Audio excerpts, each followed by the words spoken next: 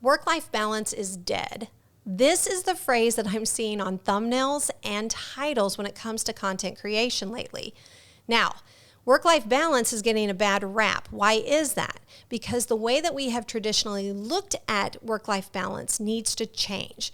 You see, when we oftentimes try to approach something in the wrong way, we make it look like it is a bad thing when it's actually a very good thing. We just need to tweak the way that we're looking at it. So on today's podcast, I am going to share with you productivity tips when it comes to work-life balance, true work-life balance. Just a simple little mindset tweak that you can change that will help revolutionize how you get things done. It's going to unlock productivity like you've never seen before. Today, we're going to talk about true work-life balance and how you can go about achieving it.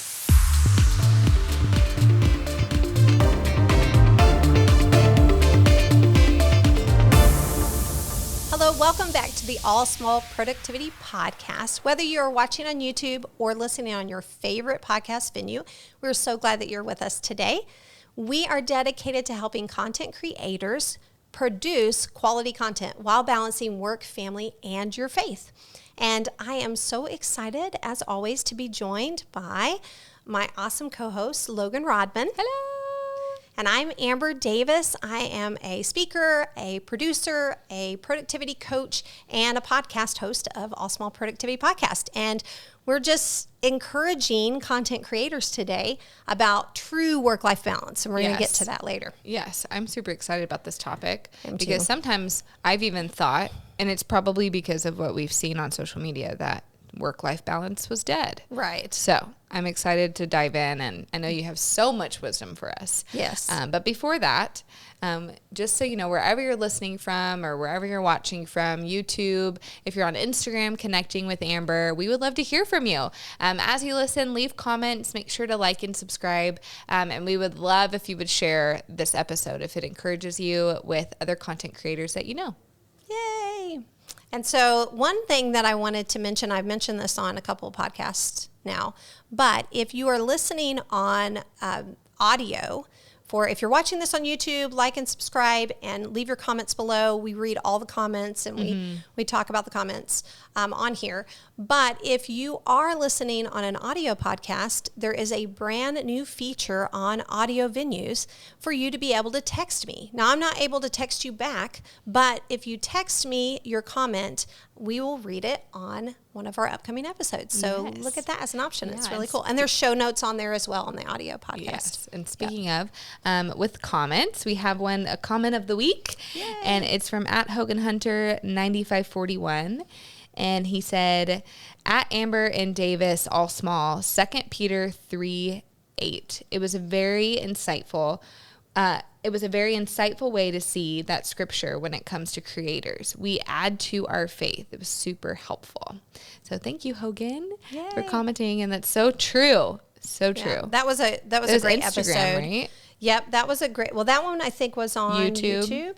Yeah. But the other thing about that, and I'm trying to pull it up, that was the episode on episode 73. If you're listening on the audio podcast, but it was episode number 6 on YouTube, and that was faith, work-life balance. Yes. We talked about that, and I shared 7. Well, there's 7 things from the Bible from 2 Peter that he's talking about. Oh, yes. About being able to add to your faith. Mm-hmm. But I think I shared 4. I think we dived into 4 of those specifically. So go back and listen to that episode. It's really good.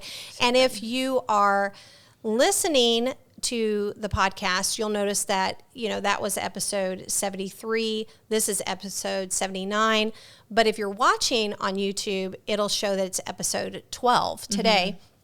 And the reason for that is because this podcast, I've been doing podcasting for a while in an audio form, but just recently we, pulled it up onto YouTube. And that's one of the things that we talk about too with work-life balance and with being able to go all small for big productivity. Start where you can, and then you can move up. So that's one of the things that's really good. And then I got to join. Yes. And that leveled us up a ton. Oh, yeah. That was so awesome. Yeah. So, and I'm also thinking about creating a podcast monthly membership and want to know your thoughts on that. So if podcasting is something that you want to do, whether it be audio or video podcasting, I have some clients that are into podcasting or that already have podcasting. I've had some people mention to me that they want to know more about podcasting. So I thought about creating a monthly membership, but I wanted to check with you first on that. So let me know if that's something that would interest you, if I created something for you to be able to connect with other podcasters, like-minded podcasters who want to balance work, family, and your faith, and who also want to be able to get some information, like maybe a content calendar, a weekly calendar, how to be able to create your content in a way that helps you produce your podcast. So if that's something that interests you, I also was thinking about how to schedule interviews, because I've done interviewing podcasts before and networking with the other podcasters and using my all small approach when it comes to podcasting. So anyways, I wanted to be able to reach out to you if that's something that you're interested in. If you're listening on audio, text me at the top of the show notes. If you're watching on YouTube today, put it in the comments and let me know if that's something that you'd be interested in. That's so good. And Amber is so prepared every time. All I do is show up. And I'm so thankful. So if you're a podcaster, let me tell you, she's the perfect person to learn from, because I get to show up and Amber just has everything ready and she's like, this is what we're doing. Well, you're so nice. And I'm definitely not perfect. We have to move around some things and do some things now and again. But if you have things prepared, it's easy to be able to maneuver it. When you have a plan, you can shift it a little bit. It's true. So it's so good. It is true. It's so good. Well, friends, we've changed something on you, but it's a good change. Yes. It's a good change. So, we like to do rapid fire fun questions.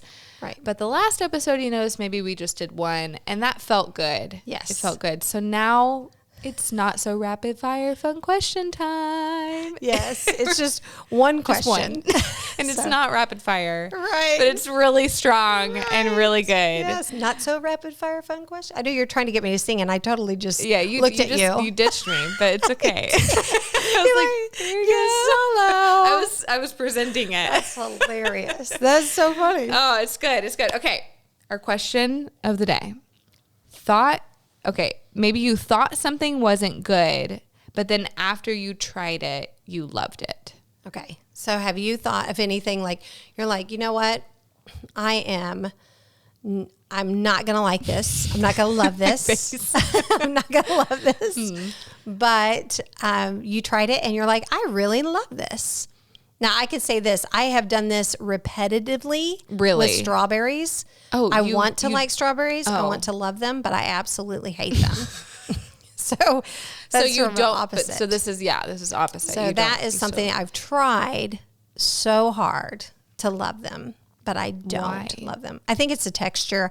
It's just, it feels like I'm eating sand. No, but why do you want so badly to like Because them? they're so good for you and they look so plump and juicy and delicious. And I love strawberries. So. everybody I know does, except for my son and myself. This is a good question. So. If you don't love strawberries, we need to know. Yes. Because I do feel like most people I know like strawberries. I don't think I've met anyone except for my son.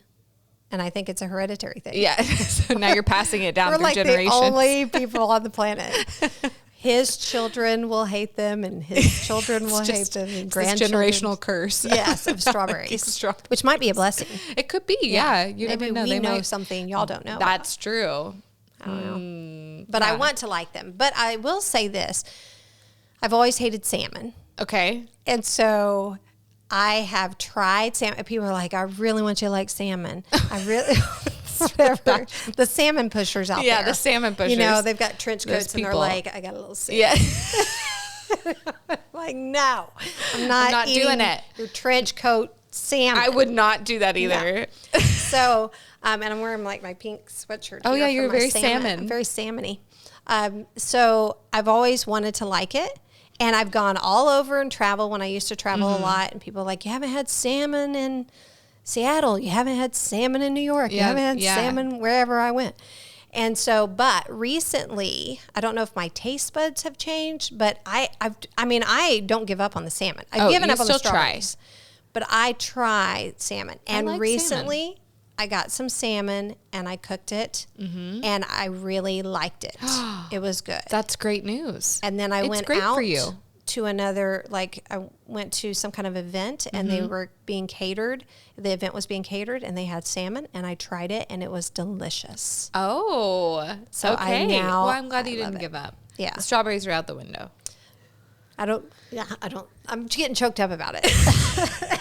Well, it's a good tea time. Yeah, it is a good tea time. As we drink at the we same, do this always every drink at time. the same time. This We like the moment of silence for our tea drinking. It's true. So I like. I don't know if Biltmore. anybody I've has never ever been been. to the What's Biltmore. this? If you've ever It's been just a red to the cup. Biltmore, have you ever been to the Biltmore? No, I haven't. Okay, it's amazing. Really? It's absolutely amazing. It's in Asheville, North Carolina, and it's an American mansion. So it's built by the Vanderbilts. They didn't build it; they paid people to build Oh, it. well, sure. Yes. But it is absolutely beautiful in Asheville, North Carolina. And the reason why I have this mug is because my awesome daughter, she, when we went to the Biltmore years ago, I think she was like 10 or 12 years old. And she knows I like mugs. So we were touring the flower garden. They have this beautiful flower garden. And we were touring out there. And she was like, hey, Mom, can you come sit on this bench with me? And so I sat on the bench. And she had this little bag. And she pulls out the bag. And she had went to the gift shop with her own money as like a 12-year-old. Yeah. And she had bought me this mug That's so that sweet. I'm sure costs as much as a car. Right. Yeah. Because, yeah. It's a gift shop mug. So They're it just, was like, oh my goodness. Aw, You that's gave me this so mug. So yeah, I sweet. still have this mug. I absolutely love it. But the Biltmore, if you ever get to Asheville, North Carolina, it's So amazing. I've been to Asheville. I Yeah. didn't love North Carolina. I Okay. didn't love Asheville, but we did Okay. not go to the Biltmore. Okay. So I'm gonna say this is the biggest reason I didn't like Asheville. Okay. Before people attack me. Okay. So this we're totally off track here. Right, but you're talking about things that you try and you hope that you love them. Apparently you tried it and you didn't like it. So I love coffee. Okay. I love coffee. And a lot of people said that Asheville coffee was really good. Okay. But I tried, I am not kidding, maybe 7 different coffee shops. Oh, wow. And did not like a single one. That's something to be said. Yeah. And I'm not like I'm not a coffee snob. Right. And I'm really basic, like a vanilla latte. Okay. And everything tasted very burnt and or Interesting. old to me. So I am sure that people are going to come for me and tell me I did not try the right coffee shop. Probably. We're probably going to get people that like put in here like the coffee shop that you should go to. Yeah. So which would be if nice. I ever end up back there, I'm going to go Yes. to the Biltmore. And if you have a coffee shop, a favorite in Nashville, Yes. please let me know because I had if really you get bad coffee at the experiences. Biltmore, you will probably pay a pretty penny. Oh yeah, probably. I'll I just don't really bring know my what that, own. I don't know what that means. Pretty Yeah. penny. I mean, bring your prettiest pennies. Make sure you roll them Make sure they're shiny. into $20 because that's how much your coffee's going to cost. Oh, that's funny. Well, I can't yeah. think of an answer to this question. Yeah. So something that you've tried that you are like, you know what? I thought something. So Wasn't put good, in the and then I comment tried that it. if Yeah. you thought something wasn't good, but then after you tried it, you absolutely loved it. I can't think of anything. I'm trying to think of So, something. I'm I mean, interested except for to the see what salmon, other people maybe. say. Yeah. Because you know what I tried that Okay. I thought couldn't happen, but you've proven me wrong. Okay. Is work-life balance. Okay. Yeah. That was a good segue. Thanks. I tried really hard for that. That was good. That was so good. We don't take ourselves too seriously on here. So, All we do is laugh. but I love when you. we're here. But I love it because when I was preparing for the podcast, I was thinking about that is because that is what is being said Yeah. on all of like trending right now is work-life balance is dead. You can never have work-life balance. Yeah. The myth of work-life balance and like all these like a lot of this has to do with, you know, it's true when you create content that you're trying to get that perfect little I'm still laughing at the way you looked at me. That's funny. But when you're trying to create content, it is true that you are trying to phrase things in a marketable way that will have like a catchphrase with people. Right. So there is something to be said that people are saying work-life balance is dead just so that you click on their whatever. Yes. So, I mean, yeah, sure. that is true. But when I click on some of this content, they are talking about how work-life balance is dead in a way that I don't think is a balanced approach. And that's what I wanted to be able to share today about work-life balance, because work-life balance is is less about trying to balance it all and more about going all small. Right. Now that's my catchphrase, but I totally believe this is true. It works. Is that when you try to balance everything, I think about it this way, is that when you are on a balance beam, if you've ever walked on a balance beam or walked on a little small sidewall, or you've walked on, not many of us are tightrope champions, yeah, right? Sure. And so, but if you know what I'm talking about, if you try to balance on one single beam or one single wall or stepping stone or something, that yes, it is important where you step your feet, where you put your feet is important. But equally or almost more important is how you are centered on whatever it is that you're walking. It's your core. Workout gurus will talk about the strength of your core. Everything comes from the strength of your core. And so it's that having that center is able to help you to stay balanced. And when it comes to what the traditional way in looking at work-life balance is that I need to focus in on what I'm doing on my downtime. Like I need to unplug, and I need to make sure that I am not watching TV, and I need to take more walks, and I need to get more rest, and I need to eat better. And all these things are true. But I think these things are byproducts of truly applying work-life balance. And what I mean by that is when you go all small with work-life balance is that you are focused in on when you're walking on that balance beam, you're centered, you're present in the present. And the reason why people struggle with work-life balance, and I'm quoting for those people that are listening, the reason why people have a hard time and struggle with this is because they're trying to create work-life balance in the rest time. Right. When they should be focused on creating work-life balance in the work time. And what I mean is that if you're more efficient in your work, you're going to be more present in your downtime. And that's really the challenge, is that the reason why people feel stressed and there's so many, there's not a one thing fits all, solves all the problems. Right. But it is true that when people are on vacation, they can't shut off their mind of the work. Right. When people lay their head down at night, their brain is just going in overdrive. Right. I have a whole nother topic about that. I might share that here in a minute about why your brain isn't shutting down and it's actually in a positive. I'm just a cup half full person, and I think about things in a positive way. Yeah. But it's not so much about you trying to focus. Oh, I've got to make sure my rest time is full, and I got to make sure that I'm doing it right when I'm rest time. Yes, that's a byproduct. But if you are really producing well at work and you're more efficient in your work, then when you have your downtime, you can just relax and enjoy because you don't have to worry about the work because you already were efficient in the work. Yeah, that's so true. And so there's a couple of thoughts that I have to this, and I want to use my all small approach to big productivity. So big productivity always stands for balanced, intentional go-getting. We want to be balanced, but balance doesn't mean that you're not focused on work.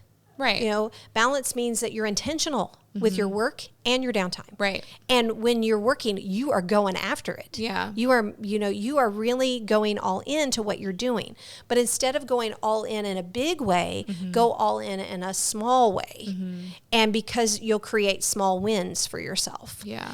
And so my all small approach is 3 steps. And this is anything that you want to create big productivity, whether it be work-life balance, whether it be content creation, whether it be you want to have better time management, with, taking care of home responsibilities, whatever you're trying to apply your productivity to, apply my 3-step approach. And you'll hear about this all the time on here. We talk about this. Yeah. Is that the first step is to ask the right questions. So the question that should be asked is, how can you be more efficient in your work so that you can be more present in your home? That's good. And that's the question to ask. So when you're dealing with work, it starts at work. So start your work-life balance at work. And what I mean is that look at the possibility of, okay, what do I need to tweak in my work life? What do I need to tweak today in my work day to be able to be more efficient? Yeah. And when you have that mindset, you start thinking about that. Okay, how do I tweak things in a way to be more efficient in smaller chunks of time? So the L is to list build. So we ask the question, how can I be more efficient? And then the next thing, once you ask that question to yourself, okay, now make a list. Get out a piece of paper and just start brain dumping ideas about how to be more efficient in your work. Right. This is a very simple approach. You just start brain dumping. Okay, be more efficient. I'm noticing that when I get on my computer and I'm doing things that I'm distracted by my phone. Right. Okay, so I need to not be distracted by my phone. What can I do to not be distracted by my phone? What can I do to not be distracted by other people coming in and interrupting me? Maybe it's not the people that are interrupting you. Maybe it is the time that you're doing the work. Those people are trained already, built a habit to connect with you at that specific time. And so maybe switch your time around. Right. So it could be time. Okay, I'm noticing a lot of people, but at this point you're just dumping ideas. I'm noticing a lot of people come in, they're distracting me. I'm noticing that my phone is distracting me. I've noticed that I'm touching papers like 3 or 4 times before I actually do anything with them. That's distracting me. I'm noticing that when I get on to create a design and let's say you're using Canva as a design creation for content creation, and you get on there, you start working on one project, and then you see another project in Canva, and then you jump on that project and start working on. So you're jumping on different projects. Maybe it is that your email notification keeps popping up, and you're hearing you're seeing that on your laptop.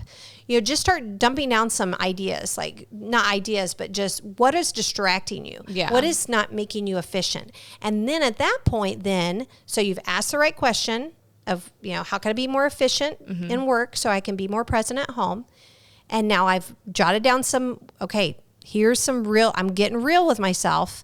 Here are some things that are causing me to not be efficient, and I'm just jotting those down because it'll surprise you about the reasons why you're not being efficient. Yeah. You'll start thinking about those things. And then the third L in all, or the second L in all, is to learn to do little.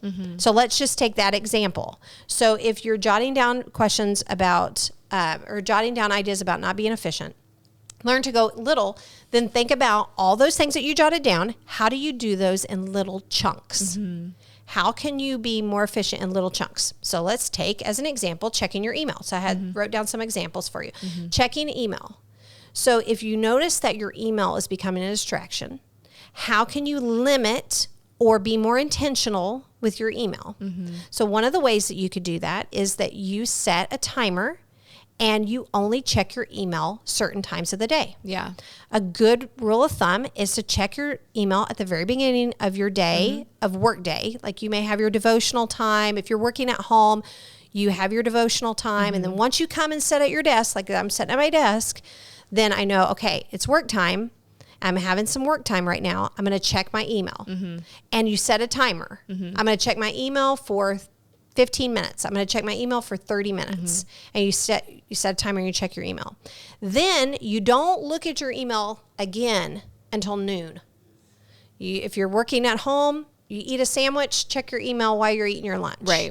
And check it for, the first 15 minutes of your lunch break. Right. And then you don't check it again until 3 o'clock or the end of your day. Right. Whatever the end of your day looks like. You have small kids. So, and you work at home. And so if you're, taking care of your kids, they're on nap, maybe during nap time, you're checking the email for the first 15 minutes of your nap. But don't sit there for the whole nap time and check your email, because that's not going to be productive. Right. So, I have my 2/3 rule of that 1/3 of your time you should be consuming, and 2/3 of your time you should be producing. Oh, that's good. Yeah. So if 1/3 of your time turns into, 3/4 of your time that you're consuming your email, then that's out of balance. Right. And then you're going to be frustrated at the end of the day because you didn't produce enough. Right. In your mind, you're thinking, I didn't really get a lot accomplished. Why? Because you're too busy consuming and not producing. That's good. So that is a big thing with email. Let's say prospecting. And when I say prospecting, like if somebody's in sales, like if they're working, if they're creating content creation to sell it, then they would prospect to how to be able to get leads to be able to sell that, how to be able to reach out to their consumers to be able to sell that. That would be prospecting. If you're producing content to be able to create content, you have to research. You have to research. Right. You need to be looking at, if you're creating a podcast, look at other people's podcasts. What does the aesthetics look like? How is it captured? How is it packaged when it goes out? You know, how long is it? Like, you're not looking to compare it. You're looking to get little tip ideas, small tip ideas. So, but an all small approach to this is figure out what day a week that you should be researching. Like, as an example, if I'm doing this, when I'm doing this podcast, I'll set a timer for like 30 minutes. And I say 30 minutes because you can get a lot accomplished in 30 minutes. Yeah. If you're really focused. Yeah. And not distracted. If you have the game plan too. And in 30 minutes, if you just take 30 minutes and I look up, like we did a podcast recently on AI. So set a timer for 30 minutes. I looked up what is being said about AI, what's happening out there in AI. And I looked at watched different YouTubers talk about AI or look up different articles about AI. That's researching. Yeah. So, but you do it, or if you're like creating content for like what you do with aesthetics and decor, you take that 30 minutes, you're looking at Pinterest. You're looking at other people's Instagram feeds. Yeah. You're looking at ideas about, decor and different things. And you set that timer. And then we've talked about this on the podcast too. The first episode of the YouTube for podcast episode number 1, we talked about writing content. Yes. And one of the things that we talked about was that you need to be able to save that information that you are researching so that you don't have to spin your wheels and try to look at it. So get either in a notepad, you keep a notepad of ideas, or on your phone, you use the Notes app, that type of thing. Yeah. So, but you time it. You time it for how you do that. If you're writing content, if you are not a writer, but you are producing videos, you're writing. Everybody's writing because you've got to write the captions. You've got to write the title. You've got to write, if you're producing a newsletter, you've got to write whatever it is. But if, set a day of the week that you write all your captions or a time, and then set a timer to write those captions. But, be more efficient in what you're doing. And I know that that's happening with you right now because you've recently got somebody that helps you at your house watch your kids for just like a short period of time. Yeah. But then that forces you've got to be super efficient with that time. Yes. Yes. So, well, it's so great because my husband and I just recently had this conversation. We recognized how much time Instagram or scrolling or Facebook Marketplace for my husband or YouTube was taking, and sometimes you don't recognize how much of a time vacuum that can be. It just takes time away from what you're trying to do. And so we had a big conversation about this the other day about how we can be more intentional with our time. And so we've decided I had to move Instagram off of my home screen, and then we both deleted Facebook.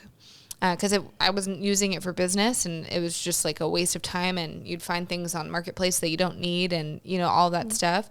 And that's really, this is a whole nother topic, but it's easy to get covetous. What am I trying to say? Right, covetousness. Yes, when you're looking at things you can't buy all the time, right? And that can be depressing. Yes, and that's social media in general, right? A lot of times it's just link this. But so I had to remove those things so that I'm not mindlessly going and just looking. And then today I had a mother's helper come for the first time, and this is not a student nanny. Like she's never done this before. Right. This is a friend's 13-year-old daughter. Right. So, and she's just really good with kids. Yes. And she's particularly really good with my kids. So she came over and she played with the kids all day, or it was a couple of hours, like 4 hours. And I had, like you said, a list of things I wanted to get done. And man, did I knock that out. Right. It's crazy what you can get done in just a few hours when you have a plan and when you're realistic about it too. Like there were a couple things that I thought, well, maybe if I have time, that I knew probably I wouldn't. But I was able to record content. I was able to get my guest room ready for guests this weekend and so many things. So it's so great when it's true. And now when she left, I was so productive that I was able just to sit and enjoy my daughter. Right. And we had lunch together and it was great. So it's refreshing. It is so refreshing to not be thinking about anything while I'm on that one-on-one time with her. That's so precious. And not feel like every little chance I get, I have to go do something. Because that time that you're trying to be present with your kids or your spouse, that you are thinking in the back of your head, oh, I didn't get this accomplished. Oh yeah. I didn't get this done. And how am I going to do that tomorrow? And how am I going to do that? And you're thinking about those things, whether you want to or not, it's in there and it tries to creep in. Yeah. But if you're more efficient in your work, you will be more present in your home life. That's so true. It's so good. I'm so proud of you for doing that. Oh, I'm so thankful. And I'm wondering too, is that when you were recording that content, did you have a time in mind that I need to stop at this time in order for me to be able to get that bedroom cleaned up? Oh yeah. Yeah, for sure. So I started with the cleaning. Today, this is what today looked like for me. So she got there at 9. We chatted for a little bit, and today was the first day. So kind of showing her the ropes. And I knew by 10:30 I needed to be done cleaning so that I could take a shower. Yes. And then record the content. And then so by like 11, I was ready to record. And then at 12, I was editing. Right. So I actually got all like the cleaning done. I was able to record for an hour. I was able to edit for an hour before I took her home. And so it was good. like, it was so good. That's so good. But I learned those tips from you of like having this time frame and like, and then that didn't, like I knew I had that time frame. So I didn't stop and sit and scroll. Right. You know, because I knew like, oh, it's 10:30. I need to go get in the shower right now or I'm not going to have, so that was really good. You're going to be way more intentional with your time when you have things lined up like that. For sure. It's so true. For sure. I do that when I go to the grocery store on my phone. I set a timer as soon as I walk in the door. Oh, wow. As soon as I walk in the door, I set, not a timer, but a stopwatch. Yeah. I set a stopwatch and, or I set a timer. I think, I set a 30-minute timer as soon as I walk through the grocery store doors. And then I've got it on my watch and I'm just like, it'll ding me. And I'm like, okay, I need a little bit, give myself wiggle room for 45 minutes. So then I'm like, okay, I know that. And I know exactly where I need to be in the store in order for me to be on time and on track. And I'm sure this keeps you from buying extra things. It does. Yeah. It does keep you from buying extra things, and it keeps you focused because I can get lost in a grocery store. Sure. Like I can spend hours in there. Yeah. Like I don't like to shop, but when it comes to grocery shopping, I just kind of like wander around. It's like peaceful, and they're playing music from the 80s and the 90s, and I'm jamming, whatever. But you can. It's so powerful to be able to set those time limits. And I think about also shooting your content. Connecting with your audience. That's another thing you can set a timer because that's the thing is I haven't been on Instagram. I was off of Instagram for 2 years and now you've jumped me back onto Instagram, but I want to be able to connect with the people on there or put in a little story now and again as you're helping me with that. And so, but I'll be like, okay, on this day is my Instagram day. And on this day, like 2 days a week, I'll jump on Instagram and I know that I'm doing that because otherwise I'll get lost and I'll get sucked into the world. Oh yeah. Because it makes me create, I'm creating content all the time in my head. So, and we're creating content for my husband's website as well, for big sketch comedy content creation. I'm writing for that and acting in those and producing those. And so I'm all the time thinking about content. And when I get on Instagram, that's where my mind goes. When I see other people's content, I'm like, oh, that's a great idea. Oh, yeah. Oh, I could maybe do something similar to that. Oh, that's a good topic. I need to do something on that. And I'll get sucked into that. Oh, yeah. So I have to be very intentional about when I get on social media to be able to do that. So, and when you are shooting the content as well, you can get wrapped up. And there's an episode that we did on perfectionism. We talked about this, being an imposter syndrome, breaking that.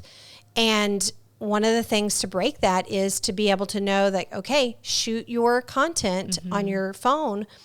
And when you're shooting your content on your phone, just shoot it like 1, 2, 3 times and just let it go. And let it go. Yeah. Let it go. It's okay.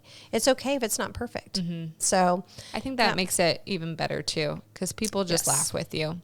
It's true. They feel you're not this like perfect put together person. Right. So we talked about that on the imposter syndrome episode. So it's good. If you haven't listened to that one, go back and check it out. It's so important. So that's really what we wanted to talk about today, is to be able to apply my all small approach to be able to have work-life balance. And it truly is, when it comes to work-life balance, it's less about trying to balance it all, and it's more about going all small in the moments that you are right in front of you.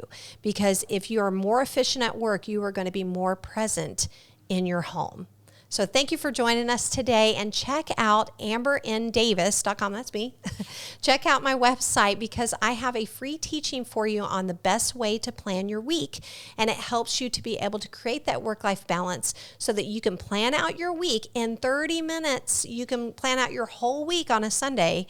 And I give you a template on how to be able to do that. There's a video tutorial on doing that. And then every Sunday, I drop in your inbox encouraging tips on how to be able to balance work, family, and your faith, and how to go all small for big productivity.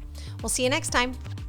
All Small Productivity Podcast is brought to you by myself, Amber and Davis, using the podcasting platform Buzzsprout, which I highly recommend. Recording and editing is done by my husband's company, Dad Chavis Productions. Thank you so much for joining us today. And remember to go all small for big productivity. We'll see you next week.